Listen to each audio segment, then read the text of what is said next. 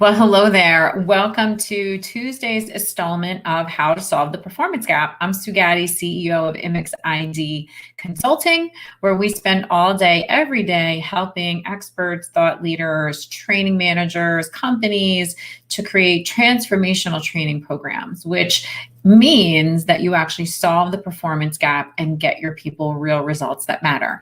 Now, I hope you saw the very beginning of this because this goes to the heart of our performance-based strategy and really what went into creating signature training programs that transform. And I wanted to take today to take you behind the scenes and help you to understand and make the connection between the difference between learning something new and doing something new. We call it the performance gap. And it is that space that people, systems, companies, products, services, they all fall through that gap, right? The difference between when I go and I learn something and me being able to own it and embody it and do something requires three very important and simple steps that you can actually add to anything. So I'm going to take you behind the scenes. I want to show you our performance gap and how we think people get there. And then I have the 3 obstacles that we can share with you. And there's an amazing resource. I'm going to put this ticker up here. We have a really great implementation guide. So if anyone would like the implementation guide that we've put together surrounding these 3 things that create the performance gap, you can actually take this guide and use this in any of your trainings and not just trainings, but think about company meetings. Quite frankly, I use this with my own employees. I use this stuff with myself. When I'm falling through the performance gap, it shows up in my work with my family as a parent.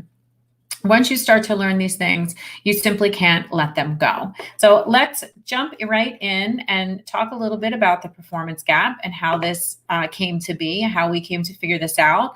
And it kind of really started with this whole idea of, there's so many amazing things out there. And I feel like the information just keeps getting better, right? We have books, we have authors, we have podcasts, we have videos, we have YouTube, we have so many amazing things. And what they're really doing for us is fueling knowledge and even more importantly, fueling the desire. I can't tell you how many people I meet that, and I know this is true for myself, that when I read a book, right? I feel like this is such a good example. When I read a book, I finally feel like whatever problem I was working on, whatever needed to be solved, whatever I was looking to change, like there it is, right? In black and white, there's the method, there's the strategy, there's the formula, everything is there. And what it does was give me the information and painted this picture, this future, a desire of something that I wanted to embody and that I ultimately wanted to become. And wouldn't it be amazing if whatever we were talking about in the training, in the blog post, any of those things, if I could own that, if I could actually be that.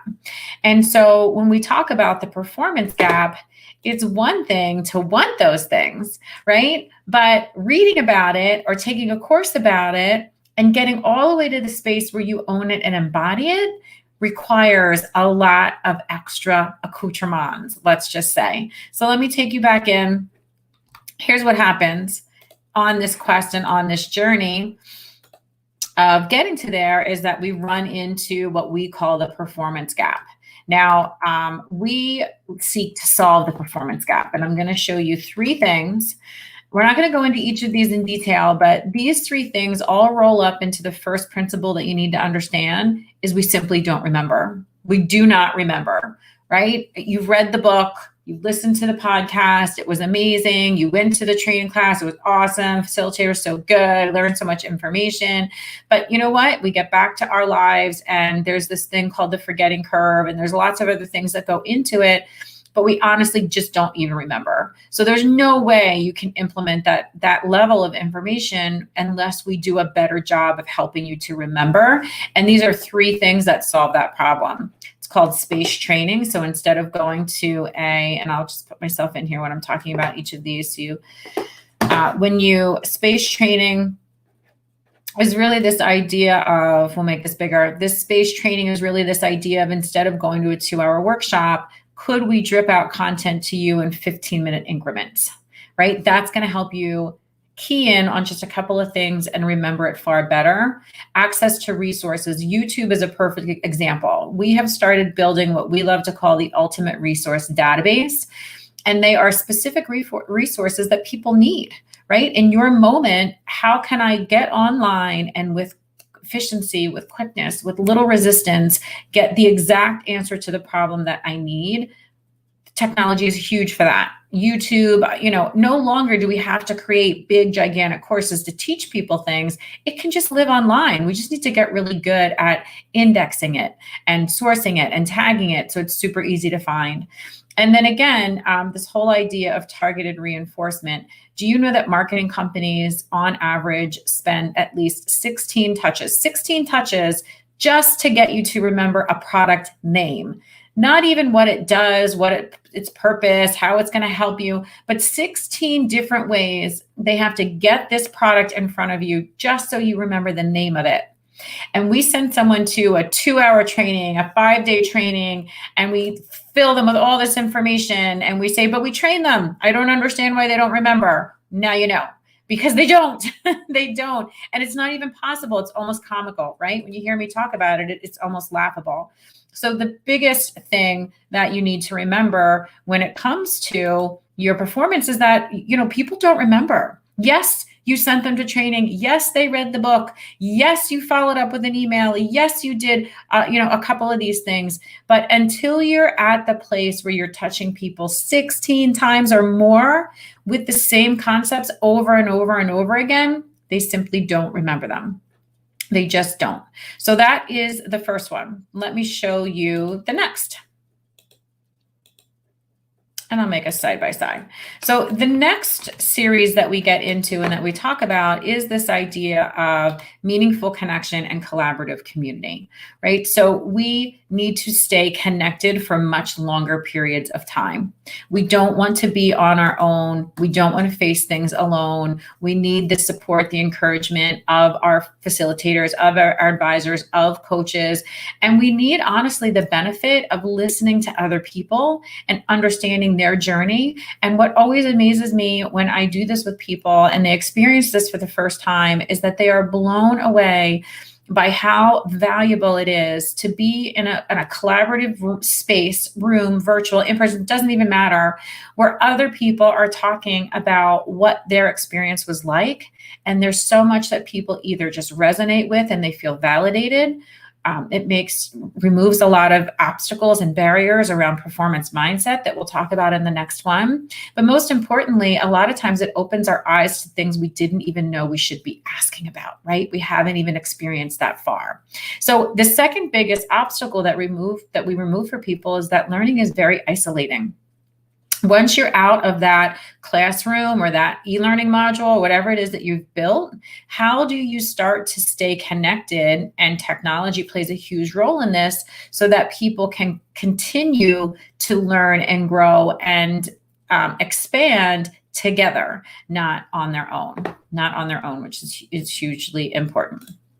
Okay, and then coming back to the third one that we solve when we start to solve for the performance gap is this whole idea of, it's a two-parter. It's the 1-2 punch. It's accountability and it's the performance mindset. It's these two things right here. So I think accountability is pretty self-explanatory. That which gets measured gets done, right? When you're the parent standing over your child saying, "Did you do your homework? Let me see it." That homework's getting done, right? Or when it comes to you and you look at it and it's not the level it should be, they know they need to go back, they need to do it again. That's what accountability is all about. And how do we keep that in play in our organizations, in our companies as well? Accountability is huge. The other thing that's in there, and this one is really, I think, the most revolutionary part of the whole thing, but it's this whole idea that we have performance mindset. And that we come preloaded, so to speak, with our full scope and range of experiences that started from early age all the way through to wherever you are in your life now.